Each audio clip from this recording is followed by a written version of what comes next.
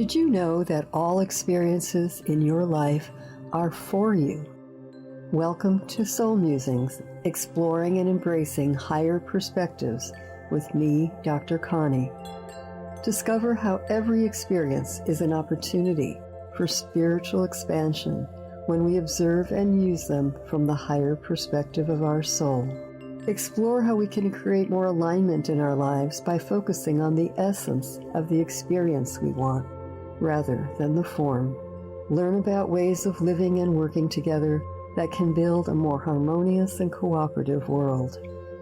In each episode, we share awarenesses and tools that you can use in your own soul's journey to create more love, peace, and joy. Soul Musings starts now.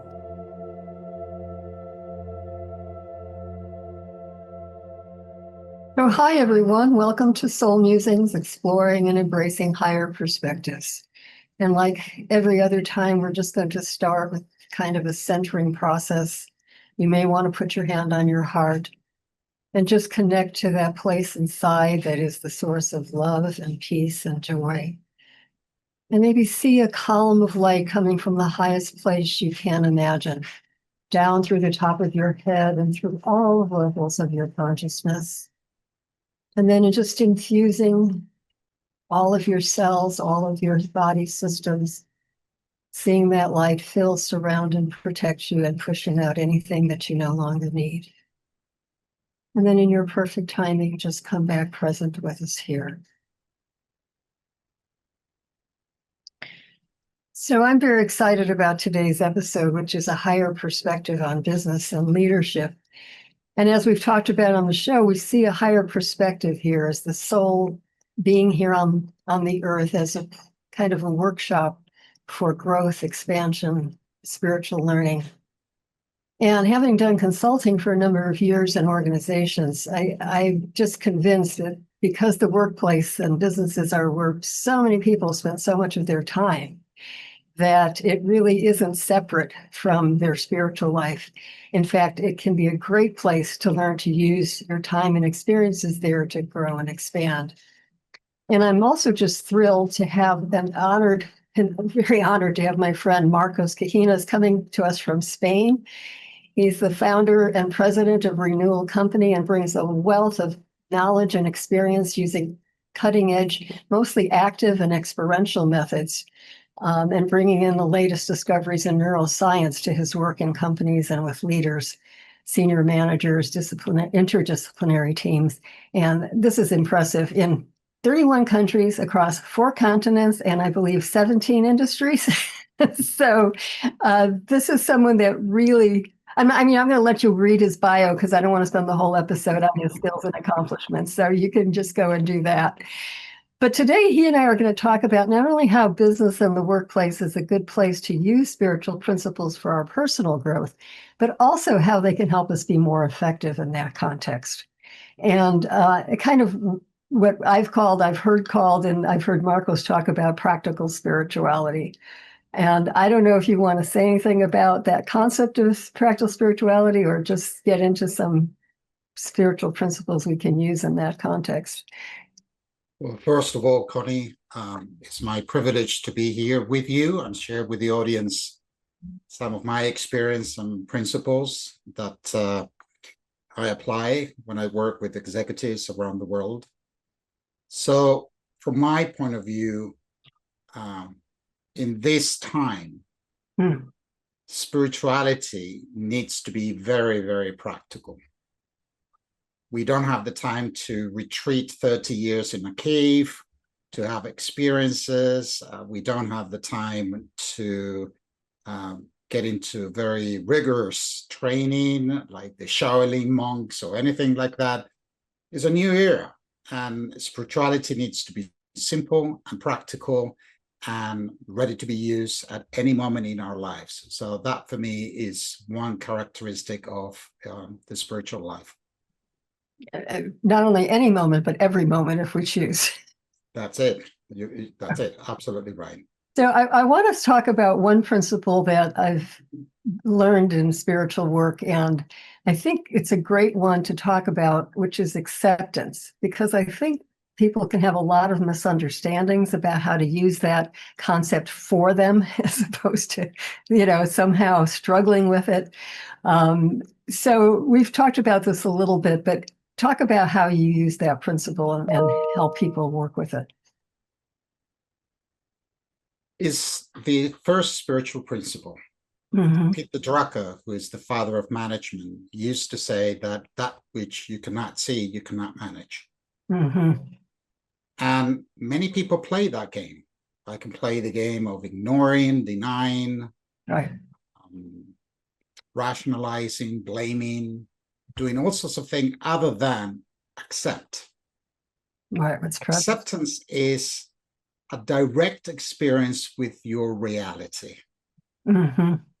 And sometimes it's great. So we should not look at this from just the negative point of view, if there's such a thing, but also from the positive point of view, where people find it really difficult to accept their own strengths, Mm-hmm. to accept what they do well, to accept their brilliance. And they start playing the game of, well, I'm not that good, I'm compared with da-da-da. So acceptance gives you empowerment. It gives you the option, the choice to do something. And in the doing is where we find the practicality of spirituality. Right. If I accept whatever the situation is, if I accept what I'm feeling, if I accept, automatically I've got the power to do something with it. And isn't that business what it's all about? To do things with their reality? And yet I see this in board meetings, with senior executives. They get the 360 evaluation format, and they report and they deny, they explain, they justify, they do all sorts of games other than saying, okay, with all that said, what do you need to accept?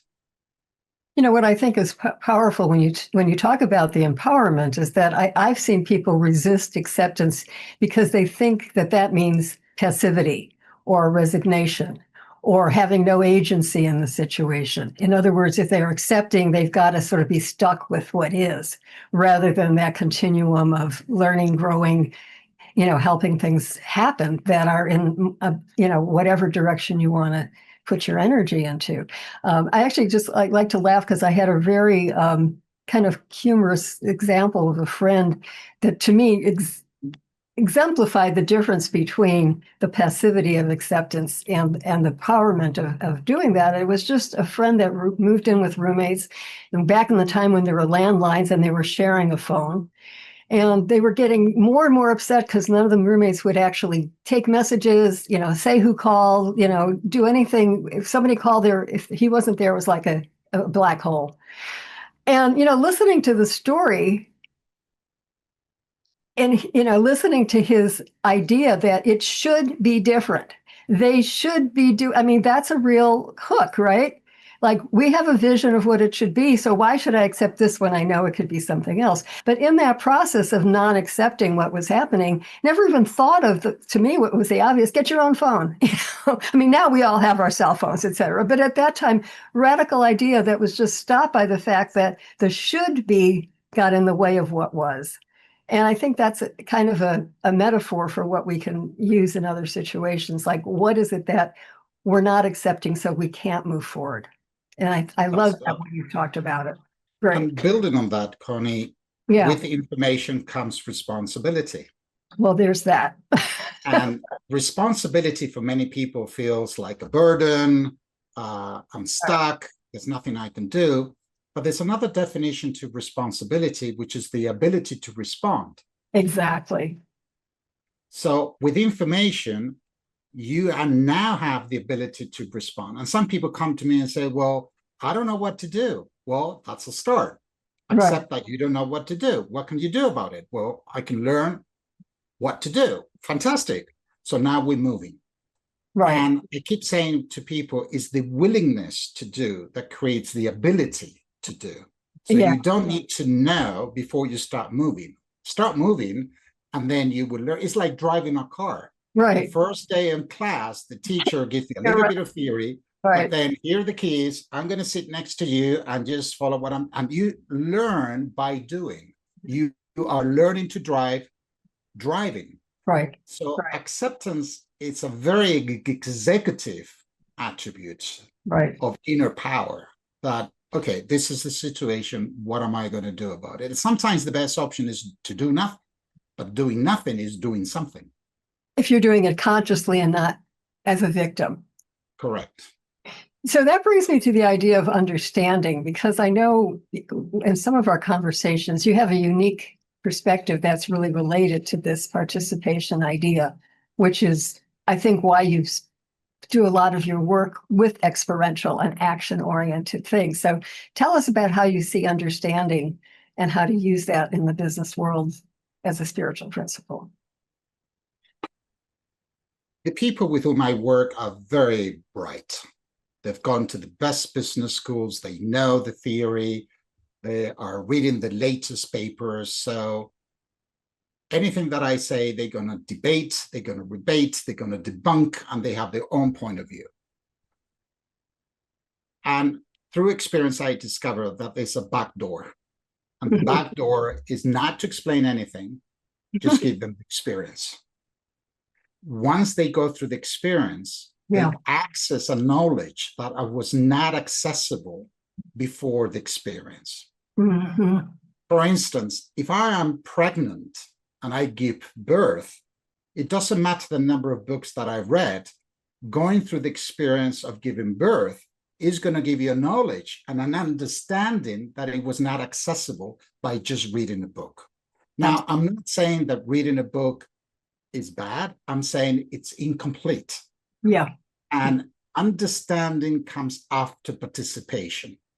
After you do, there's another field of knowledge that it's only accessible after the experience or during the experience. Well, that sounds though that people have to take risks if they're going to do that. Most people like the safety of, like I need to understand it all before I do anything. Do you want to speak to that just briefly?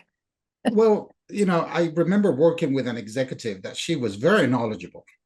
Uh-huh. I mean, very knowledgeable. And I'm actually still working with that person. And the other day I told him, your brain power is amazing. Mm-hmm. Your explanation, she went talking for about 20 minutes. It's impeccable, very eloquent. But here's the fact. You haven't done anything yet. Yeah. And she looked at me puzzled and said, yeah, but I need to prepare. I said, no, you don't need to prepare. You Yeah. need to do. Uh-huh. Because preparation is an endless journey. You can be reading books and another book and another book, and then it's 20 years later, and you're still learning how to prepare yourself. Hey, bake the cake. Put the eggs in the milk and everything and just do it. Well, just do it. It seems like that also involves kind of a trust of oneself and a sense of enoughness that I can deal with whatever's there, because the endless preparation is kind of a place of lack. And more so, there are three universal fears in business. Uh-huh. People don't want to lose their job. Right. They don't want to damage relationships, and they do not want to erode their personal brand. So if I am to do something new, and I run the risk of eroding my personal brand, that's too much of a price. Therefore, I stay in what I know and not risk my personal brand. Yes, in the short term, you have the benefit of not risking your personal brand, but you're running a very dangerous assumption. And it says that your personal brand is going to sustain forever. Right. And it's not going to be true, because you might be very good today and you have a very powerful brand, but things change. And what you know today, in 5 years' time, may be completely obsolete. So now your brand is damaged because you never put the energy to updating. So I keep saying to people, yeah, fantastic. Lots of preparation, lots of that. But you know what? It's the fear of making a mistake that is running the show now. It's not preparation. That's the excuse. Yeah.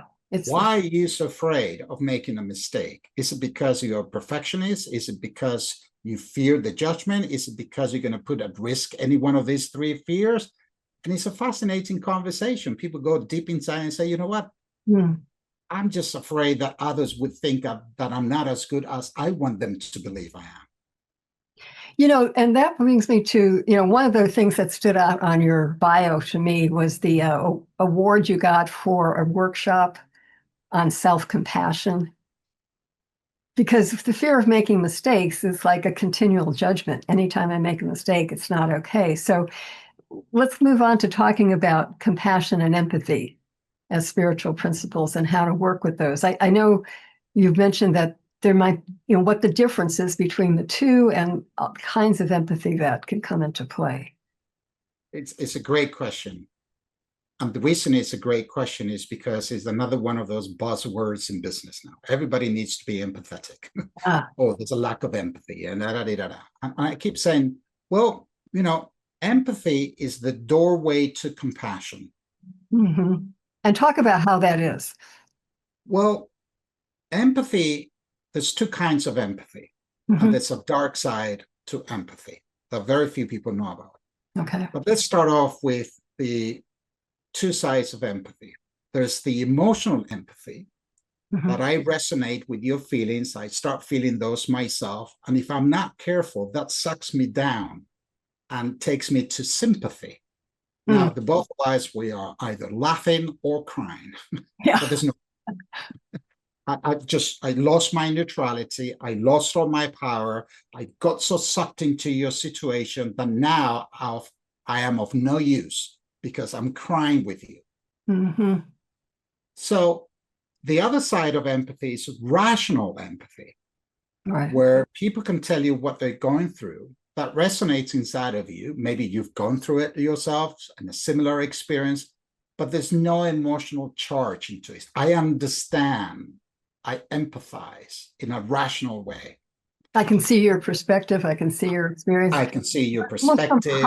Perspective, so I can pull you up, not go down to where you. Exactly.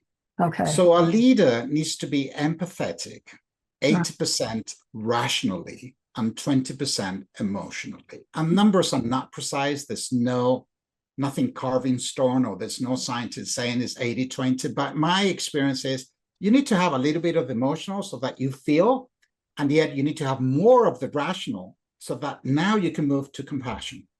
Okay. Which is? And compassion is an executive attribute.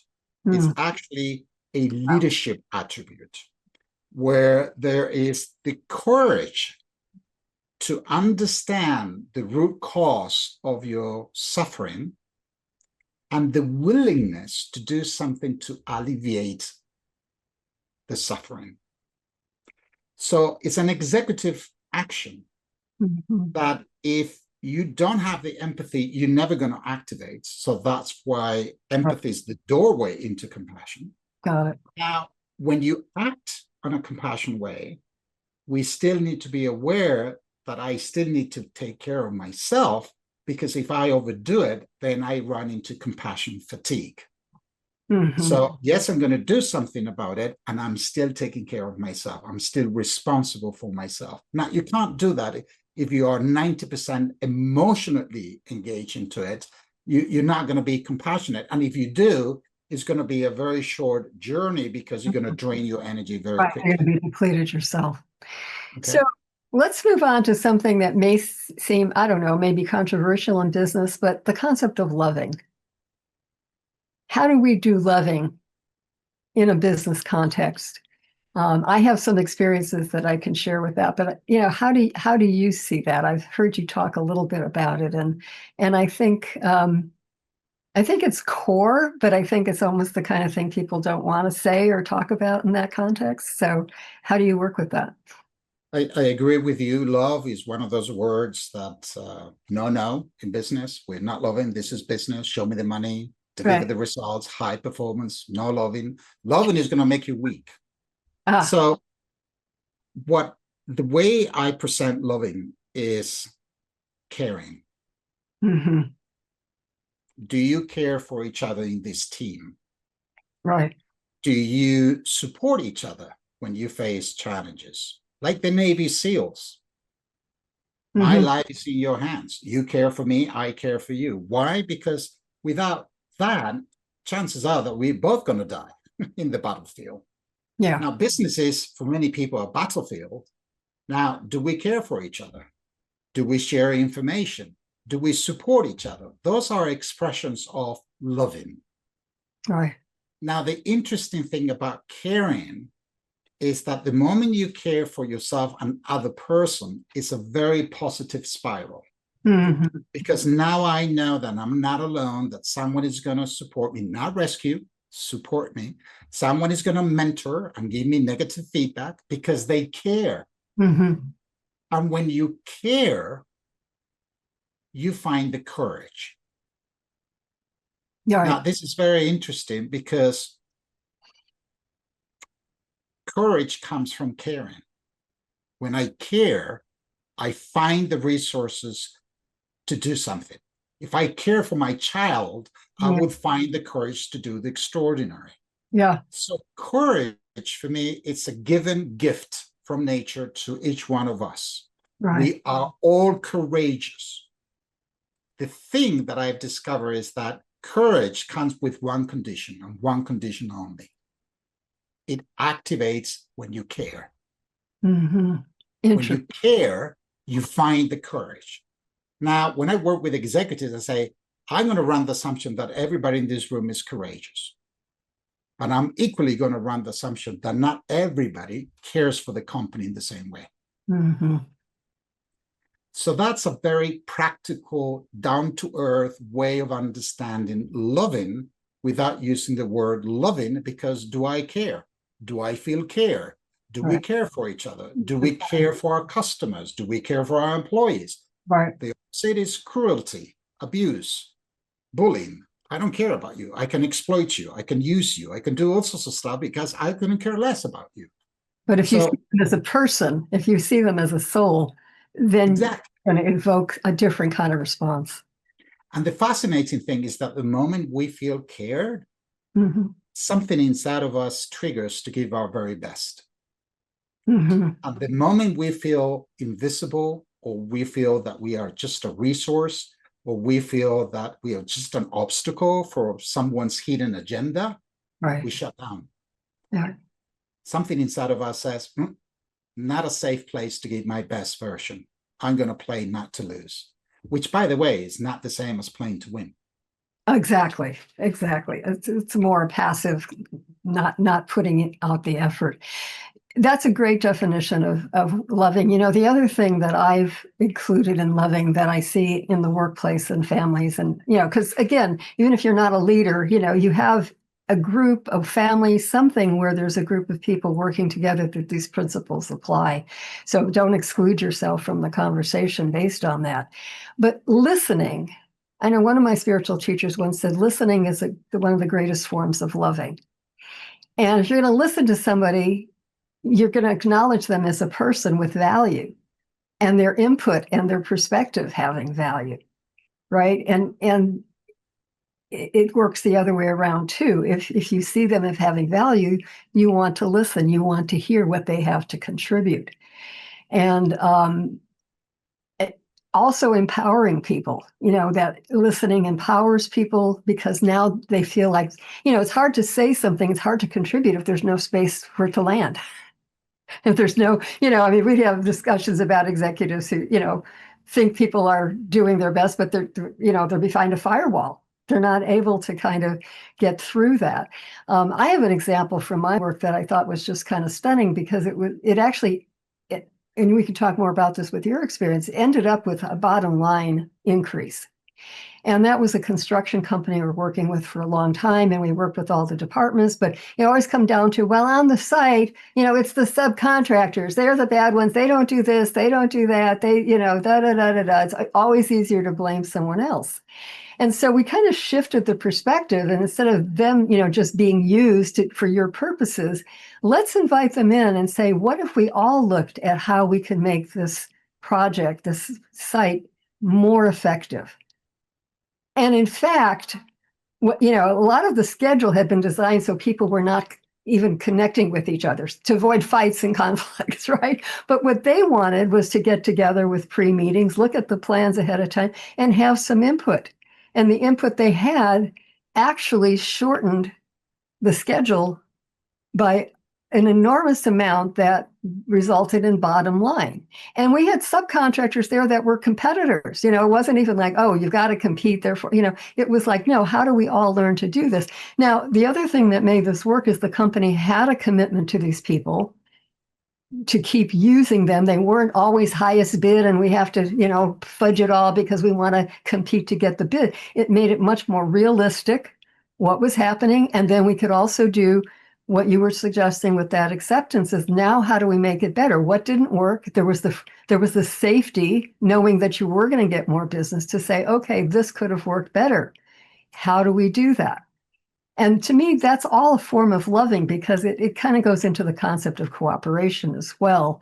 And maybe you could talk about that a little bit from your perspective, but, and also how you've seen bottom line results from using these kinds of principles, anything that you have on that. Well, in business, what I found is that people listen to agree or disagree. Yeah, exactly. So the battle, it's about polarizing people. Right. Or I listen to what you've got to say, as long as it's exactly the same thing that I'm thinking. So that now we are both in the same side and we are against those guys who, by the way, are wrong. Right. The other. Exactly. So one of the things that I discover, and I've checked this with hundreds of senior executives, is to explore what happens when you feel understood. Mm-hmm. What happens when someone is listening not to agree or disagree? Someone is listening to you to understand. And almost 100% of them say, my body relaxes. Mm-hmm. And I say, and then what happens when your body relaxes? I don't need to be right, because what I needed was to feel understood. I love that's so powerful. So it's amazing that when I am invited to work with teams, I tell them, we're not going to debate, we're not going to get stuck in who's right and who's wrong. Who cares? Yeah. Everybody's right. From your point of view, everybody's right. It's your point of view. Whatever you've seen, it's partially the truth, and you're absolutely right. But as a team, we need to go and gain altitude so that we see things in a different way, and we run away from the need to who's right and who's wrong. And the only way that I've discovered to escalate and gain altitude is by understanding each other without the verdict of I'm right or wrong. Right. And the moment they start understanding each other, they get to that place where there's no need to battle about who's right or wrong, because everybody sees new possibilities.